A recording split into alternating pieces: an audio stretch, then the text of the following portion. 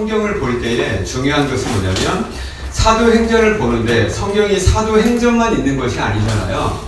성경이 전체 몇 권입니까? 66권이요. 구약이 39권이고 신약이 27권, 66권인데 사도행전은 그 66권 가운데 한 권이란 말이에요. 그러니까 사도행전만 딱 띄어서 보면 안 된다라는 거죠. 그래서 66권 전체 가운데 한 부분으로서의 사도행전을 우리가 이해하는 것이 필요하다라는 것이에요. 그래서 성경의 한 부분도 마찬가지거든요. 예를 들어서 우리가 많이 쓰는 게 빌립보서 4장 13절 말씀에 내게 능력 주시는 자 안에서 내가 모든 것을 할 수 있다라는 말씀이죠. 맞습니까? 네. 근데 이것을 내가 하나님을 믿으면 내가 모든 것을 할 수 있어 라고 우리가 적용시킬 수가 있지만 그러나 원래 의미는 그것이 아니라는 것 아시는 분이 별로 안 돼요. 내게 능력 주시는 자 안에서 모든 걸 할 수 있다고 하는 모든 것은 뭐냐면 바로 윗부분에 나오거든요. 뭐냐면 사도 바울이 비천에 처할 줄도 알고 풍부에 처할 줄도 안다라고 그랬어요. 그러니까 부유했을 때 헌금이 많아가지고 부유했을 때에도 그 부유한 물질 때문에 교만하거나 시험 들지 않았다라는 거예요. 그것을 하나님 위해서 사용할 수 있고 또 어느 일순간에 또 하나님께서 물질을 안 주실 때가 있잖아요.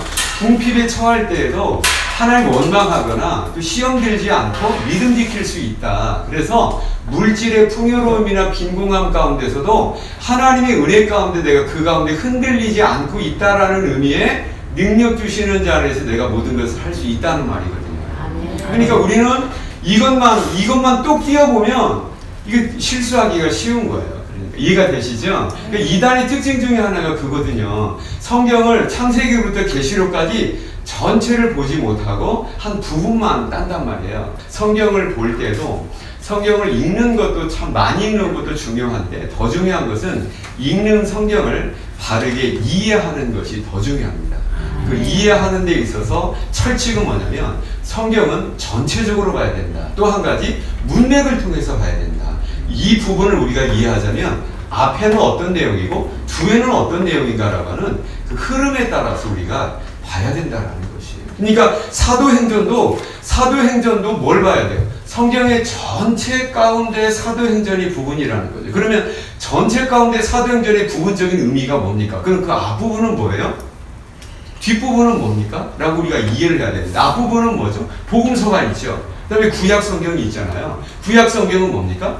하나님께서 구세주를 보내주시겠다는 약속이 있는 거예요. 따로 세우세요. 구세주 오신다. 이게 구약 성경의 내용이에요. 창세기 3장 15절에 이것이 약속되어 있고 구세주 오신다는 약속이 어떻게 역사 가운데 성취되는가가 기록된 것이 구약의 전체입니다. 그렇죠? 그리고 신약의 앞부분 복음자 붙어 있는 것이 뭐죠? 마태복음, 마가복음, 누가복음, 요한복음. 그 복음자 붙어 있는 네 권의 성경의 공통적인 내용이 뭐죠? 예수님에 대한 거잖아요. 예수님에 대한 소식이 복음이란 말이에요. 왜 복음입니까? 구약에 약속된 구세주가 오셨는데 그 구세주가 뭐라는 겁니까? 예수라는 거죠. 그러니까 하나님 아버지가 약속한 그 구원을 아들 하나님이 오셔서 완성하셨다. 이것이 뭡니까? 복음자가 붙어있는 네 권의 성경이라는 거예요. 그러니까 구약은 구세주가 오신다. 신약의 앞부분은 구세주가 오셨다. 오셔서 우리 구원을 완성해 주셨다. 이것이 어떤 신약의 앞부분이고 우리가 살펴보는 사도행전은 무엇입니까? 누가 오셨어요? 성령 하나님이 오셔서 아들 하나님이 완성하신 그 구원을 예루살렘으로부터 유대와 사마리아 땅끝까지 점점 확대되면서 예수 그리스도를 믿게 하는 구원의 적용의 역사가 사도행전의 역사란 말이에요. 그러니까 복음서가 없으면 사도행전은 없는 거예요. 또 구약이 없으면 복음서가 있습니까? 없습니까? 없다라는 거죠.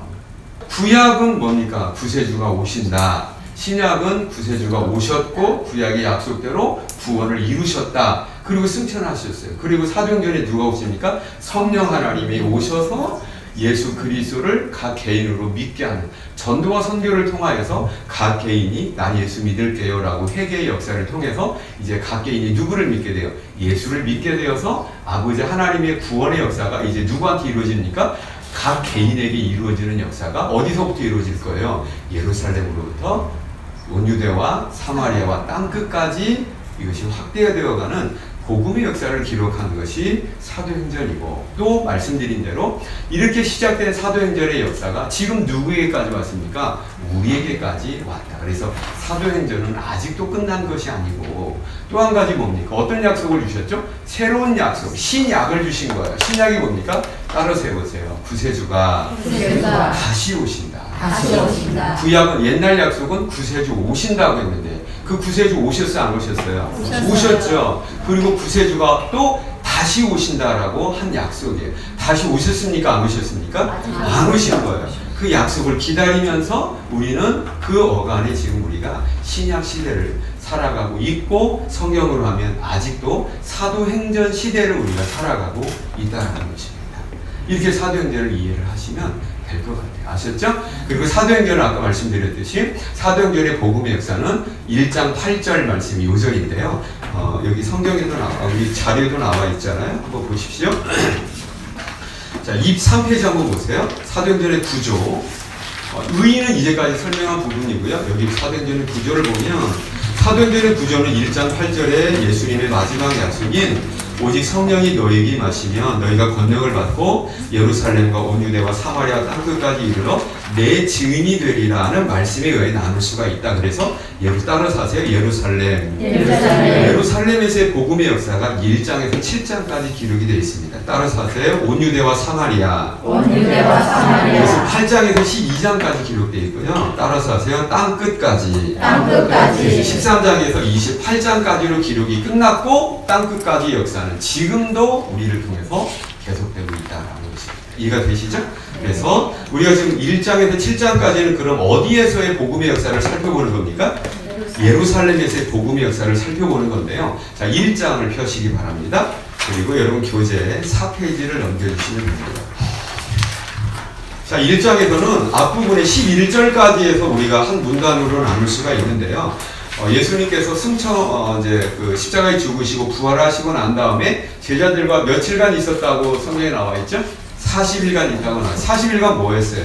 성경에 보면 제자들이 한 10번 정도에 나타나셔서 말씀을 하셨는데, 말씀하신 것이 무엇입니까? 바로 3절입니다. 1장 3절 같이 읽습니다. 시작. 그가 고난받으신 후에 또한 그들에게 확실한 많은 증거로 친히 살아계심을 나타내사 40일 동안 그들에게 보이시며 하나님 나라의 일을 말씀하십니다. 자, 그들에게 보이시며 두 가지 하셨어요. 뭡니까? 내가 부활했다는 것을 확실하게 증거시켜 주는 거예요. 그렇죠? 이 부활이 왜 중요합니까? 부활이 없으면 예수님 아직까지 어디 계셔야 돼요? 무덤에 계셔야 되죠? 아직까지 무덤에 계신다면 우리 진정한 구세주가 될 수가 없습니다.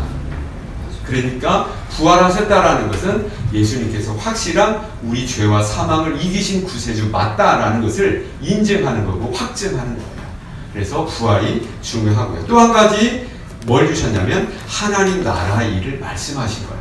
하나님 나라의 일이라는 게 뭡니까? 다른 것이 아니라 이제 예수님께서 승천하실 날이 곧 승천하시는데 남겨질 제자들이 해야 될 일이 하나님 나라를 세우는 일이란 말이에요. 하나님 나라 세운다는 것은 무엇입니까? 바로 믿지 않는 영혼들에게 복음을 전해서 예수 믿게 해서 하나님의 백성이 되게 하는 그 일을 하는 것이 하나님의 나라 일이라는 것이죠. 이해가 되십니까? 이것이 이제 사명이다라는 것이죠. 그리고 이제 8절 말씀, 1장 8절 같이 읽습니다. 시작. 오직 성령이 너희에게 임하시면 너희가 권능을 받고 예루살렘과 온 유대와 사마리아와 땅끝까지 내 증인이 되리라. 그런데 아직 아니라는 것이죠. 4절에도 보면 예루살렘 떠나지 말아라. 내게서 들은 바 아버지 약속하신 것 기다리라. 너희가 이제까지 3년 동안 훈련받았지만 훈련받고 너희가 많이 알고 있지만 경험했지만 아직 아니다. 기다려라. 누구를 기다리라는 겁니까? 아버지 약속하신 성령 기다리라. 왜입니까?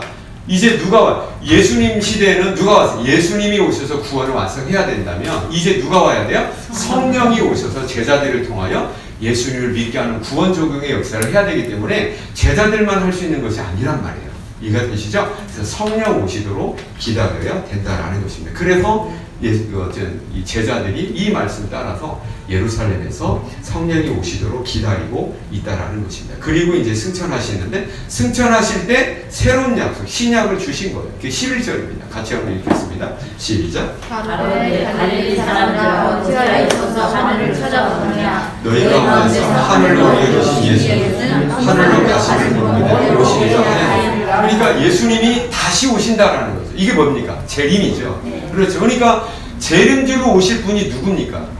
예수님이에요. 구세주가 아니라고요. 구세주가 누구예요? 예수님이에요. 예수님. 그러니까 어떤 예수님이 다시 와야 돼요? 부활하신 예수. 그렇죠. 십자가에 죽으시고 부활하시고 제자들이 보는 데서 승천해서 올리지신 그 예수님이 다시 오셔서 심판하시는 거예요. 다른 재림주가 있습니까? 없습니까? 없습니다. 다른 심판주가 있어요? 없어요? 없어요. 지금의 모든 이단들, 동방번개가 뭐야? 그 정즈메이라고 하는 그 자매가 재림주라는 거예요. 그 거짓말이잖아요. 뭘 통해서 거짓말인 걸 알아요?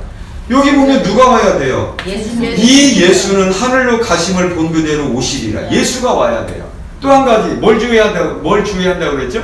구세주가 태어납니까? 오십니까? 오셔요. 태어나지 않아요. 정즘에 생년월일 있을까요? 없을까요? 있지요. 몇 년 몇일 며칠 출생했다. 이미 출생했다라는 것은 이미 여기에 불합격이란 말이에요. 출생했단 말이에요. 그렇죠? 여기 성경은 뭡니까? 출생이 아니고 오신다. 그러면 처음에 2000년 전에 오신 예수님은 어떻게 하신다고 그랬어요? 오신다고 했어요? 태어나신다고 했어요? 태어나고 했다. 마리아의 몸에서 태어난다고 했잖아요. 구약에는 예언은 그렇죠. 그렇죠. 그리고 예수님 태어났잖아요. 어디에서 태어났어요? 마리아의 몸을 통해서 태어났다. 처음 오시는 예수님 구세주는 태어나는 거예요. 근데 다시 오시는 예수님 태어나는 게 아니에요. 그 예수님이 다시 오시는 거죠. 이게 성경이라고요. 그렇죠? 이사야 7장 14절에 뭐라고 그랬습니까? 보라 처녀가 잉타에 아들을 낳는다 라고 했잖아요. 그 동정의 몸에서 마리아에서 아들이 오신 거예요. 그러니까 처음 오시는 구세주 예수는 태어나는 거예요. 근데 다시 오시는 구세주는 태어나는 것이 아니에요. 어떤 이단은 뭐라고 앉았어요? 봐라, 처음에 오신 구세주도 누구도 모르게 태어났다가 비로소 30세 때 세상에 알려졌지 않느냐. 그건 초림 예수지요. 다시 오시는 구세주는 그런 게 아니에요. 하늘로서 뭐예요? 강림하실 때 모든 사람이 일순간에 봅니까? 못 봅니까? 봅니다. 이게 성경이에요. 이게 다르다고요. 많은 이단들이 그렇게 미혹을 한단 말이에요. 자, 이단 얘기할 필요는 없겠죠. 이런 거죠. 그래서 이제 이것이 신약이에요. 이게 새로운 약속이죠. 새로운 약속이 뭡니까? 구세주가 다시 오신다라는 거죠. 그리고 승천하셨습니다. 그리고 12절 이하에 보면 예수님 뭐라고 했습니까? 예루살렘 떠나지 말고 아버지 약속하신 거 기다리라. 그래서 지금 12절부터 기다리고 있는 거죠. 15절 한번 보겠습니다. 15절. 모인 무리의 수가 다 120명이나 되더라. 그때 베드로가 제가 가운데 일어나서서 120명이 지금 모였는데 그 중에 한 가지를 하는데 뭐냐면 뭡니까? 가룟 유다가 사도였다가 죽었는데, 자살이 죽었는데 11명이 됐는데, 자 12명 채우자 라고 해서 제비 뽑아서 12명을 채우게 됩니다. 26절입니다. 읽겠습니다. 시작. 제비 뽑아 마띠아를 얻으며 그가 11 사도의 수에 들어가니, 이렇게 해서 마띠아를 12명을 채우게 됩니다. 기도하면서, 성령 기다리면서 기도하면서 이제 이런 일을 했던 거죠. 그리고 2장에 넘어가 보면 2장 1절 한번 읽겠습니다. 시작. 오순절날이 이미 이르매 그들이 다 같이 한 곳에 모여. 자, 오순절 날입니다. 오순절 날은 어떤 절기라고 그랬죠? 오순절 누가 설명해 주세요. 황 권사님 오늘 처음 오셨습니까? 처음 오신 기념으로 오순절에 대해서 설명해 주십시오. 아, 그래요. 안 배웠으니까 모를 수밖에 없죠. 자, 오순절 우리 양정철 집사님 오순절 설명해 주세요. 오순절.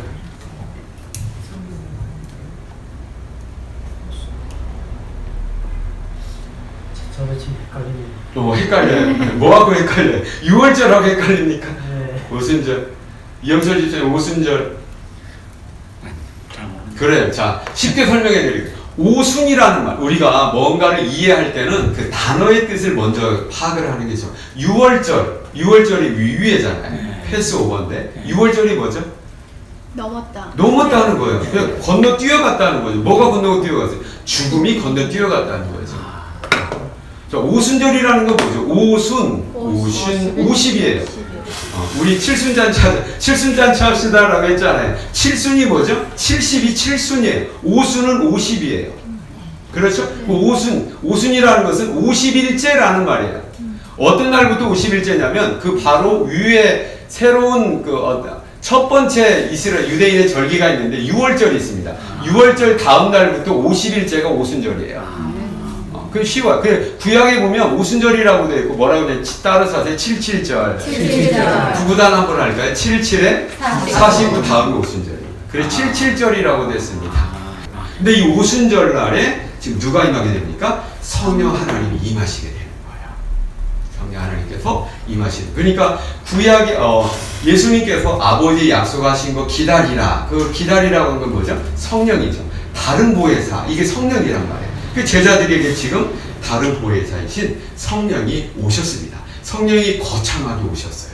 2절과 3절 한번 읽겠습니다. 시작. 호련히 하늘로부터 급하고 강한 바람 같은 소리가 있어 그들이 앉은 온 집에 가득하며 마치 불의 혀같이 갈라지는 것들이 그들에게 보여 각 사람 위에 하나씩 임하여 있더니 4절 그들이 다 성령의 충만함을 받고 성령의 말하자심을 따라 다른 언어들로 말하기를 시작하니라. 자, 성령이 임했는데 어떻게 임했습니까? 소리가 들렸어요, 안 들렸어요? 들렸어요. 소리가 있어요. 2절에 보니까 호련히 하늘 갑자기라는 거, 후란이죠. 갑자기 하늘로부터 급하고 강한 바람 같은 소리가, 바람이 아니라 바람 같은 소리. 옛날에 그 중국 농촌의 집회에 가보면 동북의 농촌은 정말로 춥잖아요.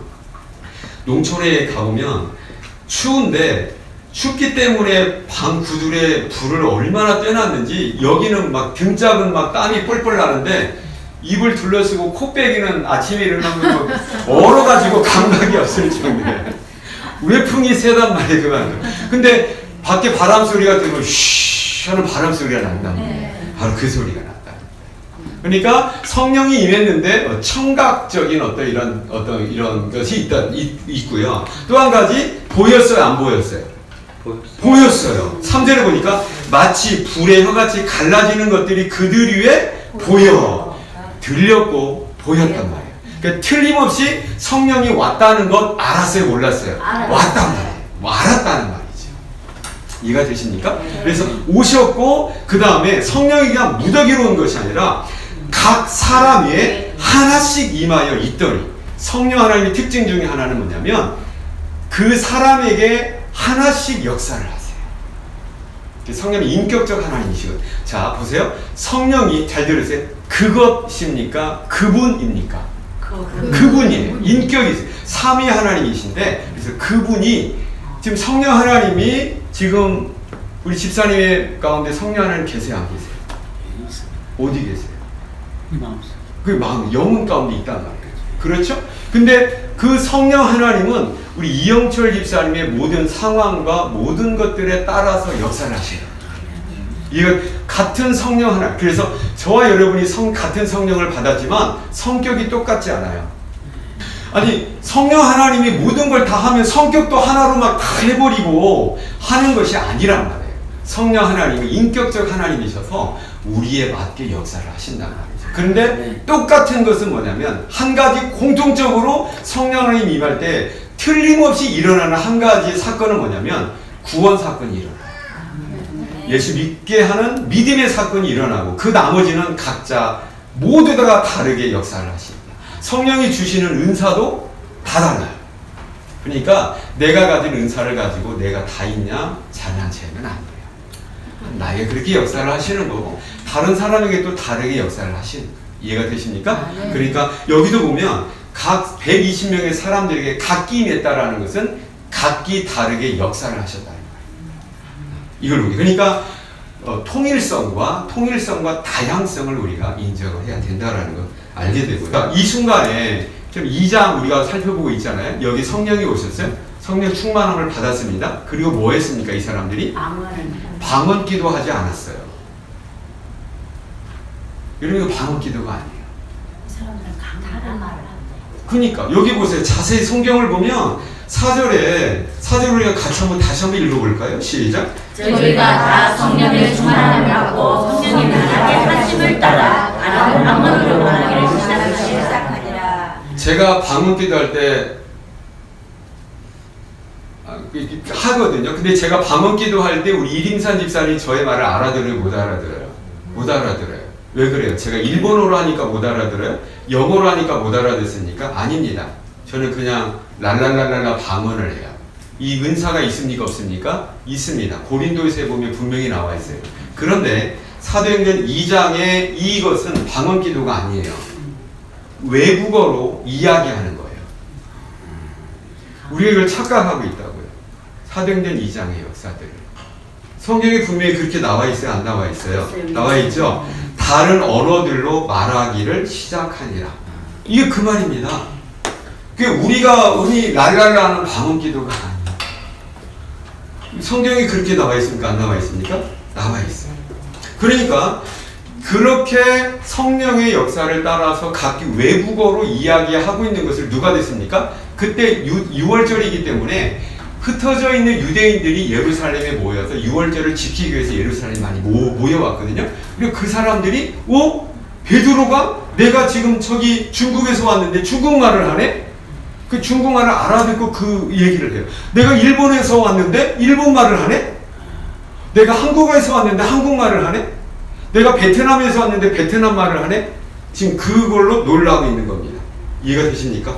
자, 6절. 이 소리가 나며 큰 무리가 모여 각각 자기의 방언으로 제자들이 말하는 것을 들었어요. 랄랄라를 들은 것이 아니라 중국어를, 한을 들었고 일본을 들었고 베트남어를 들었단 말이에요. 이해가 되시죠? 그리고 7절에 다 놀라 신기하게 여겨 이르되 보라 이 말하는 사람들이 다 갈릴리 사람이 아니냐. 8절에 우리 각 사람의 난곳 방언으로 듣게 되는 것이 어찌냐. 방언이라는 것은 다른 지역말, 다른 나라 말을 방언이라고 하잖아요. 그러니까 분명하게 이 사람들은 있는 명확한 언어, 외국어를 가지고 지방말을 가지고 이야기를 하고 있다는 것입니다. 그러면 내용이 있겠어요? 없겠어요? 내용이 분명하게 있다는 말이에요. 성령 하나님께서 그렇게 했다는 거예요. 이처럼 지금도 하나님께서 이렇게. 근데 이 사람들은 어떤 사람들이에요? 8절에 보니까 우리 각 사람이 난곳 방언으로 듣게 되는 어찌미냐. 우리는 바데인, 메데인, 엘라민, 메소포타미아, 유대와 갑바도기아, 본도와 아시아, 부르기아와 밤빌리아, 애국과 및 구레네에 가까운 리비아, 여러 지방에 사는 사람들과 로마로부터 온 나그네 곧 유대인과 유대교에 입교한 사람들과 그레네인과 아라비아인들이라 우리가 다 우리의 각 언어로 하나님의 큰 일을 말함을 듣는다. 그러니까 여러분 아는 지역에 로마 알겠죠? 리비아, 지금도 리비아 있잖아요. 북아프리카에 리비아 있습니다. 그 다음에 아라비아, 사우디 아라비아. 그러니까 이 사람들은 아랍 말도 했고요, 로마 말도 했고요, 아프리카 말도 했고요. 이걸 지역적으로 딱 따져보면 지금 지도 준비하는데 다음 시간에 보여드릴게요. 예루살렘을 중심으로 해가지고 이 지역을 딱 지역으로 찝어보면 동시남北사방 팔방으로 다 모든 지역의 언어예요. 이게. 그리고 이게 중요한데 뭡니까? 바로 뭘 얘기했다고 하고 있냐면요. 뭘 얘기하려고 하고 있는 거예요? 11절에 보니까 그레네인과 아라비아인이라 우리가 다 우리의 각 언어로 하나님의 큰 일을 말함을 듣는. 그럼 제자들이 지금 명확하게 이야기하는 바가 뭐냐면 하나님의 큰 일을 이야기하고 있고 그 외국어로 이 사람들이 듣고 있는 그 하나님의 큰 일이 뭐겠습니까? 1장 3절에 하나님 나라의 일이란 말이에요. 그게 뭡니까? 예수 그리스도 복음을 뭡니까? 전함으로 말미암아 이제 하나님의 나라가 이제 언제부터 시작돼요? 본격적으로 이제부터 시작되는데 제자들이 이제부터 본격적으로 시작을 해야 되잖아요. 그 누가 왔어요? 그래서 성령 하나님이 오셨다면 기다리라고 해서 성령 하나님이 오셨어요. 그럼 이제 시작을 해야 되죠. 그러면 성령 하나님이 이들을 붙들고 뭐 하시는 겁니까? 이 각 언어권에 있는 각기 다른 민족 나라에게 각기 가게 해서 뭘 전하는 거예요? 하나님의 큰 일, 하나님의 복음 예수 그리스도를 전함으로 말미암아 구원의 역사를 이제 성령 하나님이 오셔서 본격적으로 시작한다라는 의미로 성령 하나님이 임하시자 외국어로 하나님의 큰 일을 이야기하게 되는 겁니다. 이해가 되십니까? 네. 그런 의미에서 이 역사는 이때의 사도행전 2장의 역사로 끝나는 거예요. 다시는 이런 역사가 없습니다. 이런 역사가 또 있습니까? 이건 제자들에게 주어진 역사잖아요. 이렇게 시작된 역사가 제자들에게 지역으로 넘어서서 지금 우리에게까지 온 거죠. 우리는 그냥 하면 되는 거지. 왜요? 우리에게 이미 성령이 있어요, 없어요?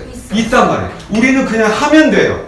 근데 뭔 성령을 또 기다립니까? 이들은 기다리라고 했으니까 기다린 거예요. 근데 그 성령이 오셨습니까? 안 오셨습니까? 오셨어요. 그리고 시작했어요. 이미 시작한 거예요. 근데 뭐 이 성령을 또 기다리냔 말이에요. 이미 오셔서 역사하시고 그 성령이 지금 이들에게 있는 것과 같이 누구에게 있는 거예요? 저와 여러분에게, 우리 교회에게 이미 있단 말이에요. 이해가 되십니까? 그러니까 우리는 기도하면서 믿고 나아가서 전하면 되는 거예요. 믿으시기 바랍니다. 그러니까 예수 그리스도께서 이 세상에 아기 예수로 오셨지요. 그리고 십자가에 죽으셨지요. 또 예수님이 오셔야 돼요, 안 오셔야 돼요? 오실 필요가 없어요. 왜? 구원이 완성됐으니까. 그리고 성령이 오셔서 일을 하시는데 뭔 성령이 또 오시냔 말이에요. 예수님이 또 태어날 필요가 없듯이 성령이 또 오실 필요가 없는 거예요. 이 역사는 오순절날 이때에 한 번으로 끝나고 이때 시작된 성령의 역사가 지금까지도 계속되고 있다는 말이죠. 그러니까 이 사건이 뭐냐면 성령께서 이제 오셔서 제자들을 붙들고 뭐 하시겠다는 겁니까? 사방팔방으로 복음이 전하도록 하겠다. 이제 본격적으로 하나님 나라의 일이 시작이 되었다라는 겁니다. 그리고 14절부터 이제 본격적으로 뭐 합니까? 전도가 시작이 됩니다. 14절 같이 읽겠습니다. 시작. 베드로가 사도와 함께 서서 소리로부터 유대인들과 예루살렘에 사는 모든 사람들 이 일을 너희로 말하게 할 것이 내 마음에 이를 기울이라. 베드로가 벌떡 일어나서 누구에게 지금 전도하고 유대인들에게 전도하고 있다. 여러분 이것이 성령이 베드로에게 임하시기 전에 이게 가능했어요? 불가능했습니까? 불가능했어요. 무서워서 숨었잖아요. 성령께서 오시자 성령 하나님이 이들을 붙드시자 이런 담대함과 능력이 임하게 됐어요. 그래서 사도행전에 보면 복음의 일꾼과 교회가 두 가지가 있었어요. 하나는 성령이 임할 때 두 가지가, 하나는 담대함이에요. 겁이 없어지는 거야. 그러니까 겁이 없어져요. 하나님 나와 함께 하신다는 것 때문에 겁이 없어지잖아요. 그렇죠? 이런 담대함. 또 한 가지는 뭐냐면 은사가 나타납니다. 근데 우리는 안타깝게도 아직 그 담대함은 있는데 은사가 좀 부족합니다. 담대함과 은사는 같이 나타나요. 복음을 전하는 그 결과가 무엇입니까? 37절 한번 보시겠어요? 예수를 전하고자 하자 이 사람들이 정말로 이런 역사가 일어나요. 37절 읽습니다. 시작. 그들이 말을 듣고 마음에 찔려 베드로와 다른 사도들에게 물어보되 아마 내가 이걸 묵상하면서 베드로가 깜짝 놀랐겠다. 왜냐하면 유대인들이 형제들아 우리가 어쩌 이게 뭡니까? 그럼 우리가 어떻게 해야 돼요? 라고 하는 거잖아요. 돌을 들어서 칠 줄 알았는데 복음을 듣고 완전히 회개의 역사가 일어난 겁니다. 38절입니다. 읽습니다. 시작. 베드로가 이르되 너희가 회개하게 하여 각각 예수 그리스도의 이름으로 죄를 받고 죄 사함을 따라 그러면 성령을 받으리라. 뭐하라는 겁니까? 예수 믿고 회개하라. 그러면 성령의 역사가 너희 가운데 임한다. 그리고 41절입니다. 시작. 이 말을 받은 사람들이 세례를 받으며 이날의 신도의 수가 3,000이나 되었다. 몇 명이 회개했어요? 3,000. 이 날이라고 했을 때 이 한 날이라는 의미도 있고요. 일정 기간 동안이라는 의미도 있습니다. 둘 다 가능한데 어찌됐든 예루살렘에서 3,000명이 회개했다는 것은 이때 당시 여러 학자들이 얘기할 때 예루살렘에 사는 사람이 한 3만 명이라고 해요. 3만 명 중에 3,000명이라면 엄청난 거죠. 또 한 가지 이때는 많은 이제 외지에서 사는 흩어진 디아스포라들이 이렇게 이 지역에 와서 어떤 유월절을 지키기 때문에 유월절 오순절을 지키고 있는 상황 가운데서 많은 사람들이 와서 복음을 듣고 이제 간 사람 중에 3,000 정도 있을 거라고 생각을 합니다. 42절 중요합니다. 읽습니다. 시작. 그들이 사도의 가르침을 받아 서로 교제하고 떡을 떼며 오로지 기도가 되는 이게 초대 예루살렘 교회의 특징입니다. 자, 그들이 무엇을 받았어요? 사도의 가르침 받았어요. 자, 이제 교회 나올게요. 예수 믿을게요 하고 교회 나와서 예배자로 끝나지 않았다는 겁니다. 뭘 받았다라는 거죠? 사도의 가르침, 교육과 훈련이 있었다. 이게 그 교회가 있어야 되겠죠. 또 뭐 했어요? 서로 뭐 했어요? 교제가. 성도의 뜨거운 교제가 있었다는 겁니다. 우리 교회도 그래야 되고요. 떡을 뗐다는 것은 뭐냐면 이거 식탁 교제를 의미하는 것이 아니라 당시의 식탁 교제는 같이 식사하는 것으로 끝나는 것이 아니라 성찬식을 했다는 거예요.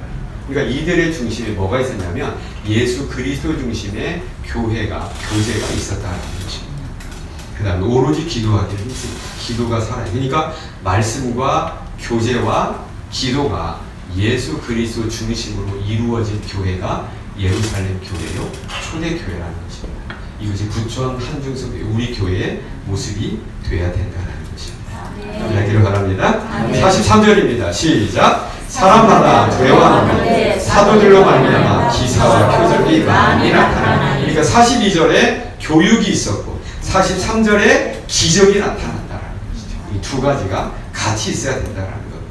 믿는 사람이 다 함께 있어 모든 물건을 서로 통용하고 또 재산과 소유를 팔아 각 사람의 필요를 따라 나눠주고 날마다 마음을 같이하여 성전에 모이기를 힘쓰고 집에서 떡을 떼며 기쁨과 순전한 마음으로 음식을 먹고 하나님을 찬미하며 온 백성에게 칭송을 받으니 주께서 구원받는 사람을 날마다 더하게 하시니라. 아멘. 이 아름다운 모습, 능력의 모습이 우리 교회의 모습이 되어야 되겠다는 것입니다. 깨닫기를 바랍니다.